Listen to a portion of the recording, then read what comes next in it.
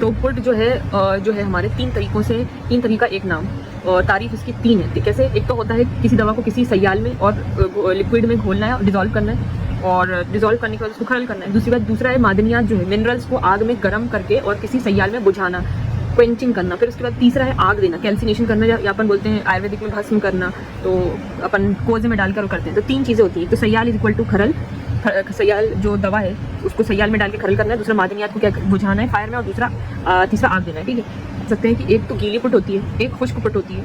तो गीली पुट यानी कि पुटे तर होती है। ठीक है, इसमें क्या करते हैं कि आप किसी जो दवा है उसको सयाल में डाल के खरल कर रहे हैं, तो ये हो गया आपकी गीली पुट। और ड्राई पुट क्या हो गई कि आप किसी मादनियात को जो है वो फायर दे रहे हो फिर बुझा रहे हो। एक होती है आतिश वाली, आतिश यानी कि आग देना, तो पुट आतिश यानी कि उसको क्या कर रहे हो आप कि आग दे रहे हो, क्या कर रहे हो दवा को आप कुश्ता बनाने के लिए, तेज़ असर करने के लिए उसको आग दे रहे हो। तो हमने जो चैप्टर अदविया का मुदब्बर करना है उसमें हमने जो गीली वाली जो पुट होती है यानी कि जो आपकी खुश्क नहीं होके और तर वाली जो होती है पुट, तो वो वाली पुट में पारा और सुरमे को देखा था। पारे में क्या कर रहे थे हम कि जो तिरफला है उसमें खरल करते थे पहले पारे को। पारा मरकरी बहुत ही डेंजरस चीज़ है, तो तिरफला में इसको खरल कर रहे हो, फिर उसके आप उसको अरंड में खरल कर रहे हो, फिर अरंड में कर रहे हो, फिर उसके बाद पुरानी ईंट में कर रहे हो, 4 पहर खरल करके, और फिर उसके बाद जब ये 3 बार खरल कर दिया प्रोसेस में, फिर उसके बाद उसको जो दबीस कपड़े से 40 मरतबा छानना भी था। फिर आधा या फिर 5 के आधा किलो पानी जो है आधा किलो पानी में पाव सेर पारा लेकर और हांडी में हल्की आंच देकर मुदब्बर करना।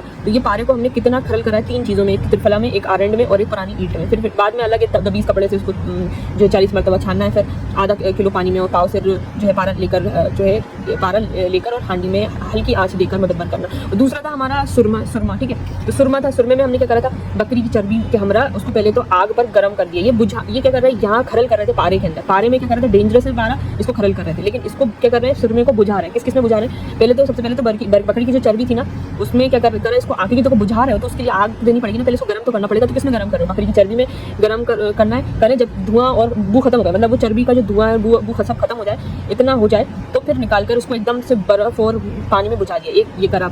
दूसरा नॉर्मल आग पर गर्म करके फिर त्रिफला में 7 से 8 बार बुझाना, एक ये करा। फिर तीसरा क्या करा आग पर गर्म करके अर्क गुलाब में बुझाना, ये करा। फिर उसके बाद अक्सीरे जो 21 मरतबा बारिश के पानी में भिगो कर बारीक पीस लें। तो हर चीज़ में तो आखिरी में ये पीस ही रहे, इसमें भी सुरमे में यही करा, और पारे में भी धोकर, और फिर क्या बोलते हैं आपका क्या पारे में क्या करा था अपन ने कि इसको भी हल्की आंच देकर मुदब्बर करना। तो आखिरी में तो अलग है, लेकिन एक शुरुआत में एक में पारे में तो अपन ने खरल कराया, इंपॉर्टेंट खरल कराया, 3 बार खरल कराया, सुरमे में भी 3 बार बुझाया है। तो ये 2 चीज़ हो गई, एक तो गीला वाला हो गया, एक सूखा वाला सुरमा सूखा वाला पुट है, पारा गीला वाला पुट हो गया। ठीक है, उसके बाद इन्होंने एक बोला आग देना। एक चीज़ को और वो कराए, ये संगे बसरी जो है HgCl2 जो ब्लैक एंटीमनी होती है, बसर आँख से होता है। ठीक है, तो ये जो था ना ये वाला, इसमें भी संगे बसरी में भी इन लोगों ने आग पर गर्म करके गुलाब दही के अर्क में 7 बार बुझाया है। ठीक है ना, इसको भी बुझाया है, यानी कि इसको क्या कराया है, इसको ड्राई पुट दिया है। इसको आग ये संगे बसरी को तो आग पर गर्म करके गुलाब या दही या फिर अर्क लीमू में 7 टाइम्स बुझाया है। तरीके से जो शंग्रफ जो उसमें भी बारीक पीस कर लीमू के रस में डालकर 7 बार खरल किया है, इसमें बुझाया है खरल। शंग्रफ में क्या करा है ड्राई वाला वो करा है, सॉरी मॉइस्ट वाला पुट दिया है शंग्रफ में। तो शंग्रफ में क्या करा है 12 बारीक पीस कर लीमू के रस में, और शंग्रफ का क्वेश्चन भी आता है कि किसमें इसको अर्क लीमू में इसको वो रस में डालकर और फिर खरल 7 बार खरल कर रहे हैं, 7 टाइम खरल कर रहे हैं। तो ये लिक्विड वाली चीज़ हो गई। ठीक है, तो ये लिक्विड वाली चीज़ हो गई आपकी, शंग्रफ जो है वो लिक्विड वाली चीज़ हो गई, और ये जो है वो हो गई आपकी खुश्क वाली चीज़ हो गई। जो शंग्रफ है वो खुश्क वाली हो गई। उसी तरीके से सुरमा भी क्या है आपका बुझा रहे हैं, तो ये भी खुश्क वाली हो गई। ठीक है, उसी तरीके से जो पारा था आपका पारा, उसको भी क्या कर रहे थे खरल कर रहे थे, तो ये जो है आपकी लिक्विड वाली हो गई, यानी कि इसको लिक्विड वाली हो गई, ये वाली, ये खुश्क वाली हो गई, ये खुश्क वाली हो गई, ये लिक्विड वाली। पारा और शंग्रफ लिक्विड वाला, और संगे बसरी और सुरमा खुश्क वाला। आता है हमारा मस्तगी रूमी। तो अब आता है हमारा 244 मस्तगी रूमी वाला पॉइंट। मस्तगी रूमी का सफूफ जो है, देखो मस्तगी होती है थर्मोलेबाई, यानी कि हीट जब मिलती है इसको तो ये पिघल जाती है। तो क्या करना चाहिए जब भी हम इसको खरल करते हैं ना, तो बिल्कुल हल्के हाथ से करना चाहिए, निहायत हल्के हाथ से, और पीसना चाहिए। नहीं तो ये क्या करती है जब जैसे आप इसको पीसते हो कोई भी चीज़ को, तो उसको हीट तो मिलती है ना, जब हीट मिलती है तो क्या होता है वो पिघल जाती है। आप पीस नहीं पाओगे, वो कैसी हो जाओगी, तो वो लिक्विड फॉर्म में जाएगी। तो इसलिए आप इसको बिल्कुल हरारत ना आने दें, उसको बिल्कुल हल्के हाथ से उसको पीसना है ताकि इसमें जो है हरारत ना पहुंचे। अब दूसरा पॉइंट आता है संगे सुमाक का। संगे सुमाक की खरल जो रहती है सबसे ज़्यादा सख्त और कम घिसने वाली होती है। ये खरल सबसे ज़्यादा सख्त और कम घिसने वाली होती है, और संगे सुमाक जो है एक खास किस्म का सख्त पत्थर है जिससे खरल मोर्टार बनाते हैं। ये सबसे मजबूत खरल मानी जाती है। ठीक है, संगे सुमाक का जो सुमाक एक तो स्टोन की होती है, बेसल टाइप होती है, और इसका जो पत्थर होता है वो सुर्ख माइली स्याही या जामुनी कलर का यानी कि पर्पल कलर का होता है, सुमाक के दाने जैसा। और ये जो है निहायत सख्त होती है, बारीक ज़र्रात गैर मतलब इसके अंदर कोई चीज़ अगर डालोगे तो जो दवा है इतनी सख्त है ये कि कोई भी चीज़ इसको पीसोगे आप तो वो मिलती नहीं है, दवा मिलती नहीं है। दवा के ज़र्रात इसके घिसती नहीं तो दवा भी प्योर फॉर्म में रहती है और आराम से इसको पीसा जा सकता है दवा को। मार्बल या चीनी इन सब में पीसोगे तो मार्बल खुद पिस जाएगी और दवा आप पीसने जा रहे हो तो वो दवा भी उसमें मिल जाएगी और वो पिस जाएगी। तो ऐसा होता है। संगे सुमा के वो ज़िंदगी भर चलती है और दवा की शान भी बरकरार रहती है। संगे मरमर होता है और एक संगे मूसा होता है, ये दोनों खरल होते हैं, ठीक है। तो इन दोनों में क्या होता है, ये नरम पत्थर हैं दोनों, मरमर और मूसा, और पत्थर है जिसमें जवाहरात का सफूफ नहीं किया जाता क्योंकि उनका पत्थर गिर के सफूफ में शामिल हो जाता है, जबकि ठीक है। तो ये दोनों चीज़ें नरम होते हैं। अब हीरा पन्ना जवाहरात जिनमें पीसो तो खरल का पत्थर खुद जिसके सफूफ में मिल जाएगा, तो दवा कैसी हो जाएगी, इम्प्योर हो जाएगी, जीरो कंटामिनेशन नहीं रहेगा। क्वेश्चन अराइजेस कि फिर जवाहरात हजरियात किस में पीसना है, तो संगे सुमाक में जो कि बहुत सख्त खरल होती है, और संगे मूसा में ये नरम पत्थर होता है, इसमें जवाहरात वगैरह नहीं पिसते, पत्थर वगैरह नहीं पिस सकते इसके अंदर, ठीक है, क्योंकि इसमें घिस के खुद शामिल हो जाएंगे। अब आती है एक लेड वाली, शीशे के खरल में मुश्क, अंबर, जाफरान, सत्र जैसी नरम चीज़ें महलूल की जाती हैं। सीसा यानी कि लेड की खरल है ना, तो इसमें जितनी भी खुशबूदार चीज़ें हैं, जितनी भी नरम चीज़ें हैं उसका क्या करते हैं, वो खरल होती है इसके अंदर। तो इसलिए क्योंकि नरम धातु होती है इसके अंदर, गैर जाजिब होती है, चिकनी सतह होती है इसकी, ठंडी धातु पिस सकती है। नरम होती है तो क्या होता है कि नरम चीज़ें पीसने में रगड़ गर्मी नहीं होती, और क्योंकि गैर जाजिब है तो इसमें जो खुशबू एब्जॉर्ब नहीं होती और असर बाकी रहता है। चिकनी सतह है तो अंबर मुश्क चिपकता नहीं है और ज़ाया नहीं होता। ठंडी धातु है तो इसलिए गर्मी पैदा नहीं होती और उड़ने वाली चीज़ महफूज रहती है। को सीसा जहरीला होता है, इसलिए सिर्फ खुशबूदार और नरम के लिए खाने वाली दवा कभी भी इसमें नहीं पीसी जाती। तो खुशबूदार अदियाँ हैं, इसमें मुश्क आ रहा है, अंबर, जाफरान, जुनबे, सत्र आ रहा है। ये इसमें देखोगे आप एनिमल हैं, 3 तो आपको जो है एनिमल्स हैवान वाले दिख रहे हैं, और एक इसमें जो है हर्ब है, फूल है इसमें जाफरान। तो हो गए संगे सुमाक, तो सख्त चीज़ें हो रही हैं, और जो सीसा है उसमें नरम चीज़ हो रही है, ठीक है। और मूसा और संगे मूसा है, ये मरमर है, कभी भी जवाहरात नहीं पिसते। कंटामिनेशन किस में होगा, संगे सुमाक में, क्योंकि इसमें अगर आप पीसोगे जवाहरात वगैरह तो इसमें जीरो कंटामिनेशन होता है। खरल की 2 सूरतें होती हैं, खुश्क और तर खरल, यानी कि एक तो सूखा पीसना और एक गीला पीसना, वो बता ही दिया है कि क्या है, ठीक है। और भी डिटेल पढ़ेंगे, लेकिन अभी इतना याद रखें कि खरल की 2 सूरतें, एक तो ड्राई और एक वेट। तो खुश्क और जो है आपकी तर खरल है, ग्राइंडिंग, और एक वेट ग्राइंडिंग। ठीक है ना, कि आप ड्राई पाउडर कोई सी दवा को पीसना है, और वेट मतलब आप किसी जो है अर्क में या आब के अंदर, जैसे कि आब लीबू जो आपका शंगरफ है उसको खरल करते हैं, आब लीबू में खरल करते हैं, तो वो वेट हो गई। तो इस तरीके से बहुत सारी चीज़ें जो वेट उसमें होती हैं। कभी कोई देख लो कितना ख़तरनाक है कंपाउंड, लेकिन उसमें कितनी सारी चीज़ों में आप त्रिफला में खरल कर रहे हो उसको, और जो है ईट में कर रहे हो, और अब बर्ग आरंड में कर रहे हो, तो ये सारी चीज़ें कर रहे हैं। 2 तेल के बारे में बात हो रही है, एक तो मस्टर्ड ऑयल और एक सीसम ऑयल, यानी कि मस्टर्ड यानी कि शाफ सरसों का तेल, और एक शीराज यानी तिल का तेल। तो दोनों गर्म हैं, और एक जो है दोनों ही गर्म वैसे, और जो आपका सरसों का तेल एक तो सर पे लगता है और एक जोड़ों पे लगता है। तो जो शीराज है, शीराज वाला जो तेल है वो लतीफ़ रोगन है, इसलिए दिमाग को ताकत देता है। सिरशफ है वो सर्दियों में जोड़ों के दर्द में लगता है, तो सिरशफ।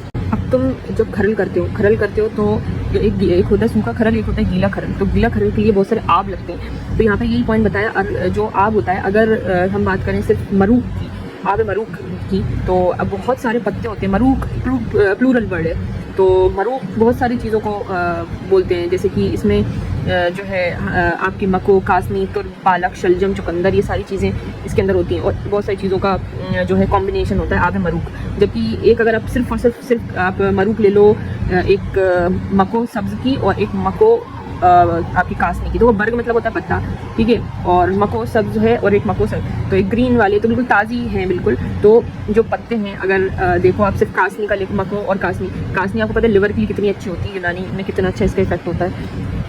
यूनानी में कासनी को किकोरी यूनानी में जिगर की सबसे बड़ी दवा है, और आबे बर कासनी सबसे जो है सब्ज़ मरूख के फ़ायदे हैं कि जिगर की गर्मी जो बेस्ट मुसफ़ा दम है। यरकान जॉन्डिस में नंबर 1 इलाज है। कुश्ता जात में इसका जो है कुश्ता सदफ फौलाद, इस जो है इसमें तर खरल करते हैं, और यही खरल करते हैं इसके अंदर। तौर पर अगर सब्ज़ मरूख से मुराद आम तौर पर कासनी का रसी होता है, तो एक तो इसमें दिया है जो आपका मको, और एक कासनी। तो कासनी तो बेहद इंपॉर्टेंट है, होता है बहुत सारे खरल में इस्तेमाल होता है, जैसे कुश्ता फौलाद में जो है सब्ज़ मरूख कासनी का, और सदफ़ में मको का, अबरक में आप पालक का, हजरुल यहूद में तुर्ब का करते हैं। तो अलग अलग बहुत इंपॉर्टेंट उसमें करते हैं। ये है कि जो कासनी है वो सोजिश को कम करता है, मक्खो है ना, सॉरी जिगर के लिए कासनी है, सोजिश मक्खो का जो है मक्खो करता है कम पत्थरी तुर्ब से। तो ये ऐसे याद रख सकते, इसको ऐसे भी याद रख सकते हैं जैसे इन्होंने कॉम्बिनेशन में जो दिए हैं कि मक्खो कासनी तुर्ब पालक शलजम चुकंदर। ये आब मरूक है, तो आब मरूक का है माली ने कमरे में तुर्ब पालक शलजम चुकंदर उगाए। ठीक है, अब दूसरी बात आती है आपकी जर अल की तरवीक का एक तरीका होता है। तरवीक यानी कि आप उसको जो है प्यूरीफाई कर रहे हो, तो उसमें क्या होता है, साफ़ कर रहे हो, तरवीक कर रहे हो। तो एक तरीका है जो है साफ़ करने का तरीका है जर अल की। आप क्या करते हो कि ऊपर एक वेसल रखते हो और कॉटन लगा देते हो, नीचे एक वेसल रखते हो। कॉटन के थ्रू जो भी पानी है, कोई भी अर्क है, वो नीचे वाले वेसल में टपक टपक किया जाएगा, और जितनी भी इम्प्योरिटी है या फिर जो पार्टिकल्स हैं, जो बड़े पार्टिकल है, वो जो ऊपर वाले वेसल है उसमें ही रह जाएगा। तो जर अलकी जो है अलग लीच से बना है, लीच लाइक कॉटन लगा देते हैं और उसी तरीके से वो पूरा एब्जॉर्ब करके नीचे वाले वेसल में दे देती है। उसी तरीके से अब दूसरा पॉइंट है शिलाजीत का, और जो शिलाजीत होती है वो बहुत ज़्यादा कच्ची होती है, उसको अपन को तरवीक करना होता है, यानी कि साफ़ करना होता है इसको भी, और ये दो तरीक़ों से साफ़ होती है। तो क्या होता है कि जब हम साफ़ करते हैं तो उस चीज़ को तो हम बोलते हैं सत शिलाजीत, क्योंकि जब साफ़ करते हैं तो उसको हम क्या कहते हैं, उसका एसेंस लेते हैं, उसको साफ़ करके उसका एसेंस जो है वो निकालते हैं, तो उस एसेंस को बोलते हैं सत, और वो हो जाता है सत शिलाजीत। और एक्चुअली दो प्रोसेस से होता है। एक तो आप सूरज की रोशनी में रख के उसको साफ़ करो, प्यूरीफाई करो, पूरा एक प्रोसेस है। तो उसमें सूरज का इन्वॉल्वमेंट है, सन का इन्वॉल्वमेंट है, आफ्ताब का इन्वॉल्वमेंट है तो आफ्ताबी, और अगर उसमें आग का इन्वॉल्वमेंट है उस प्रोसेस के अंदर तो उसको आतिशी बोलते हैं। तो ये होता है। दूसरा होता है कुर्रा अम्बीक जो है, कुर्रा अम्बीक, नल भपका, हमाम माया, तारीक लोलबी, तारीक हबली, तारीक जुजाजी और स्टीम डिस्टिलेशन प्लांट सभी अर्क कशिद करने के आलात हैं। ये 7 चीज़ें हैं जिसमें से 2 नए हैं, जैसे स्टीम डिस्टिलेशन और जो जुजाजी है, बाकी सब पुराने मेथड हैं। कुर्रा अम्बीक के जो 3 पार्ट होते हैं, जैसे बताया था कि कुर्रा जो कद्दू जैसा पार्ट होता है, कद्दू जैसा होता है, जो देग होती है जिसमें हीट लगाते हैं। अम्बीक अम्ब्रेला, ऊपर वाला जो पार्ट होता है अम्बीक, और काबिला यानी कि रिसीवर, जहाँ से आप अर्क रिसीव कर रहे हो। दूसरी बात होती है इसके अंदर कि जो 250, अब इसमें एक रेशियो बताया है कि आप कितनी अदविया लोगे, कितना पानी लोगे और कितना फिर आपको जो है अर्क मिलेगा। तो याद रखो, जितना भी आप पानी लोगे ना अदविया, जैसे 250 आपने जो है अदविया ली, 250 ग्राम, उसमें आपने 40 लीटर पानी डाला, क्योंकि ठीक है 4 लीटर पानी डाला, तो जस्ट हाफ हो जाता है अर्क इस वाटर का। यानी कि अगर आपने 4 लीटर पानी लिया है तो अर्क आपको मिलेगा 2 लीटर। उसी तरीके से अगर आपने 8 लिया है तो आपको 4 मिल जाएगा अर्क, तो हाफ कर देते हैं, पानी का हाफ अर्क मिल जाएगा। ठीक है, तो इसका रेशियो उन्होंने बताया है कि पानी जो ये दवा और पानी का तनासब 1:16 रेशियो है। तो इन्होंने तनासब बताया है, रेशियो बताया है कि अर्क के 8 गुना पानी का आधा निकलता है। तो ठीक है, अर्क दवा के 8 गुना पानी का आधा निकलता है। तो ये इसका चीज़ होती है। दूसरा आता है हमाम नारिया। क्या होता है हमाम नारिया? हमाम माइया भी बोलते हैं इसको। ठीक है, देग पर जो देग, देखो देग पर देग रख दी। हमाम नारिया क्या होता है कि आप डायरेक्टली कुर्रा अम्बी की तरह आग नहीं लगा रहे हो उस दवा के अंदर, आप क्या कर रहे हो, उसको इनडायरेक्ट हीट दे रहे हो। तो ये हमाम एक तरह का बात है।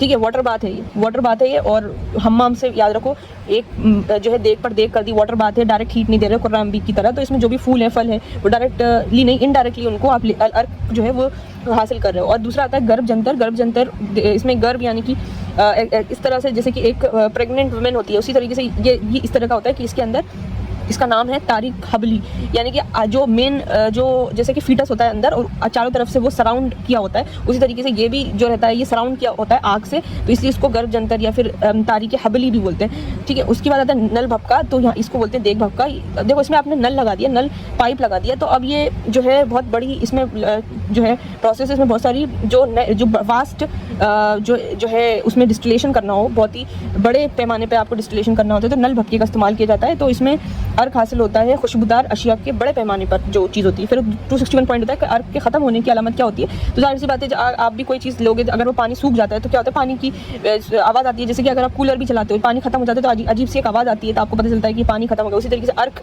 जब खत्म होने की अलामत है कि उसमें से अर्क नहीं निकल रहा है, यानी कि पानी की आवाज़ कम हो रही है और अर्क की जो बू है वो बदल जाती है। तो और नल भपके की सूरत में कोड़ियों की घड़ आवाज़ आती है। तो जाहिर सी बात है वो जो है अर्क अब नहीं निकाल सकते, वो ख़त्म हो गया है। तारीक लोल भी अर्क कशीद करने का आला है जिसको नाड़ी जंतर कहते हैं। और जैसे कि आपने कोई भी जड़ी बूटी ली, उसको आपने देग में डाल दिया, फिर उसको हल्की आग कर दी और भाप उठे तो जैसी भाप उठेगी, भाप बोल रही हूँ, भाप उठेगी, वो जो नाड़ी है उससे गुजरेगी, पाइप से गुजरेगी, और पाइप से क्या होगा, फिर ठंडे होकर अर्क बनता है। तो यानी कि पानी ऐड नहीं कर रहे हैं, वो जो अपना लोबी है, अपना रस ही अर्क बनता है, तो वो अपने जड़ी बूटी से ही बन रहा है। तो ये चीज़ होती है इसके अंदर। तो इस पर छोटे लेवल है कि नाड़ी जंत्री जो रहती है, देखो कुर्रा अम्बिक, नल भपका और नाड़ी जंत्री में क्या है कि कुर्रा अम्बिक में तो सूखी और गीली दोनों ही डाल सकते हैं अपन, तो वो बन जाता है, इसमें अर्क कशीद होता है। नल भपका में कि सिर्फ सूखी फूल होते हैं और नाड़ी जंत्री में सिर्फ गीली जड़ होती है, तभी तो उससे जो भाप से फिर वो जो अर्क फिर वो ठंडा अब इसमें अमल तारीख जो है उससे और तसीद, इन दोनों अमल जो दो अमल है उससे दो अलग अलग जोहर अपन को मिल रहे हैं, एक में सॉलिड मिल रहा है, एक में लिक्विड मिल रहा है। देखो अमल तारीख में क्या मिल रहा है, आप उसको पूरा क्या है कि डिस्टिलेशन जो कर रहे हो तो उसमें आप जो भाप है उसको आप अर्क में ला रहे हो, ठीक है, लिक्विड में ला रहे हो। और एक में क्या कर रहे हो कि अमल तसीद में क्या कर रहे हो कि आप जो हलशुदा जोहर है उसको खुश्क सफ़ूफ की सूरत में जो है वो उसमें जो आप मिल रहा है आपको, तो वो तसीद जो है वो खुश्क फॉर्म में मिल रहा है और जो अमल तारीख है वो रकीक फॉर्म में मिल रहा है। तो ये दो अलग अलग चीज़ें हैं। तो तसीद से खुश्क मिल रहा है और अमल तारीख से रकीक चीज़ मिल रही है, दो अलग अलग चीज़ें हैं। इसी तरीके से आपका आता है कि सब्ज़ जड़ी जो बूटियाँ हैं, इसमें इस 264 पॉइंट है, उसमें जूस से लेकर मुरब्बे तक का सफ़र बताया। कैसे बताया कि आप अगर उसको फूलों फलों को निचोड़ोगे, यानी कि उसमें सिर्फ रस निकलेगा तो उसको उसारा बोलते हैं, फिर उसको हल्की सी हीट दे दो, बिल्कुल हल्की सी, तो वो सत बन जाएगा, यानी कि उसमें से थोड़ा सा पानी उड़ जाएगा। अगर फिर आप उसको तेज़ हीट दे दो और कॉन्सेंट्रेटेड फॉर्म में कर दो तो वो फिर पूरा पानी मतलब उड़ जाएगा, तो वो बन जाएगा रुब, यानी कि मुरब्बा बन जाएगा। और इसमें क्या है कि इसमें बताया सब्ज़ जड़ी बूटियाँ और फवाकेहात जो हैं, यानी कि इसमें जड़ी बूटियाँ हैं, इसमें फवाकेहात हैं, फल हैं कि निचोड़े पानी को उसारा बोल रहे थे ये ना, को उसारा अफशुरदा बोलते हैं। अफशुरदा वर्ड याद रखना, उसारे के साथ बहुत ही फेमस है। और अगर इसे हरारत से गलीज़ करें यानी कि उसको थोड़ा सा गाढ़ा करें तो उससे सत जो है उसको क्या बोल रहे हैं, सत बोल रहे हैं, थोड़ा सा गलीज़ कर रहे हैं। अगर मज़ीद गर्म करके गलीज़ करें तो उसको क्या कह रहे हैं, रुब बोल रहे हैं। तो उसारा से अगर थोड़ा सा गलीज़ कर रहे हैं सत और ज़्यादा गलीज़ कर रहे हैं तो उसको रुब कहते हैं, ठीक है। तो ये चीज़ हो जाती है इसके अंदर। अगर इसमें आता है कि 265 पॉइंट में अगर शराब में पानी की अज्जा बहुत कम हो तो उसे रुए शराब कहते हैं, यानी कि जैसे इथेनॉल होता है, स्पिरिट होता है, तो उसमें आप पानी का जो पार्ट होता है वो बहुत कम होता है, तो उसको बोलते हैं रुए शराब। तो अब आता है पॉइंट नंबर, जिसमें जो चार्ट बना हुआ है पूरा कि किस में कौन सा एसिड होता है। तो सबसे पहले बात आती है आपकी दही। देखो L for lassi, L for lactic acid. लीमू, यानी कि देखो सिट्रस चीज़ होती है, सिट्रस खट्टे फ्रूट में, तो लीमू में सिट्रिक एसिड होगा। सेब में मैलिक एसिड होगा, ठीक है, माली लोग ज़्यादातर सेब तोड़ने नहीं देते। अंगूर में क्या होगा, टार्टिक एसिड।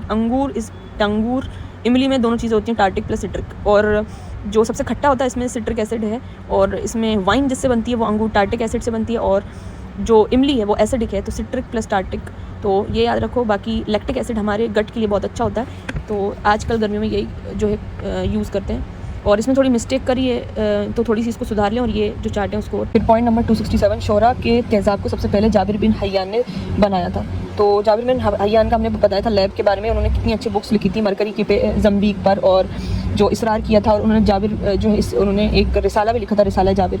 तो उसमें से एक चीज़ है कि नाइट्रिक एसिड की जो सबसे पहले जो थे फाउंडर, तो वो जाबिर बिन हय्यान ने सबसे पहले बताया था। फिर आता है आपकी कि रोगन निकालने की फैक्ट्री सैदला में याद है, ये 268 पॉइंट के अंदर 268 पॉइंट के अंदर सैदला की रोगन निकालने वाली फैक्ट्री आ गई। इसमें क्या क्या, बालू मतलब होता है कि रेत यानी कि बालू जंतर, एक भूदर ज़मीन वाला, रेत वाला, डमरू शेप वाला जंतर, डोली के शेप का, कछुआ, कच्छप जंतर, कछुआ है ना, और ठीक है। और इसमें पाताल गहरा होता है, हल जंतर, हीट गर्भ जंतर, उन सभी के ज़रिए रोगन हासिल किया जाता है। तो ये डिटेल में तो नहीं पढ़ेंगे, बस नेम आप याद कर लो कि इसमें रेत भी है, इसमें ज़मीन भी है, इसमें डमरू शेप भी है, कछुआ शेप भी है, गहरा भी है, पाताल गहरा, और जल मतलब कि पानी भी है इसके अंदर, गर्भ भी है, गर्भ जंतर। तो इसमें सारी चीज़ें हैं, और एक अजीब सा नाम है जो कि डमरू जंतर के बाद है, जिसको बोलते हैं केपिखी जंतर। तो ये याद कर लें, और फिर नेक्स्ट पेज इंशाल्लाह we will do next time. Thanks for watching.